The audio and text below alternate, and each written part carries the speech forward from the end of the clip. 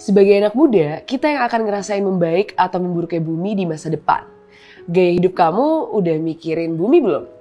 Kamu mungkin udah pernah dengar sama yang namanya sustainable living atau gaya hidup yang ramah lingkungan.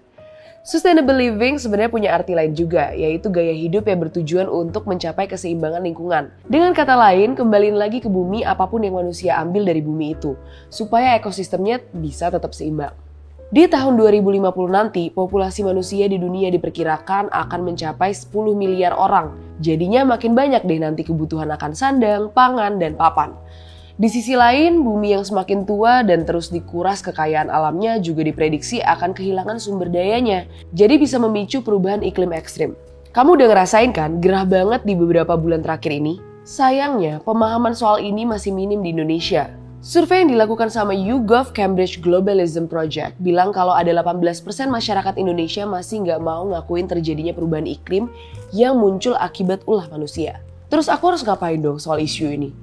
Ini dia 3 resolusi tahun baru 2024 buat jalanin sustainable living yang bisa kamu lakukan di rumah. Yang pertama, hemat energi dan air.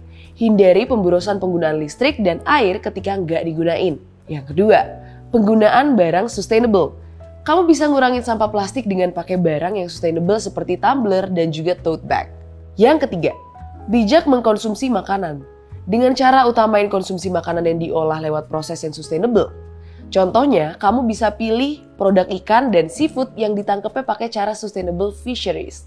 Supaya generasi selanjutnya masih bisa terus konsumsi hasil perikanan dari laut Indonesia.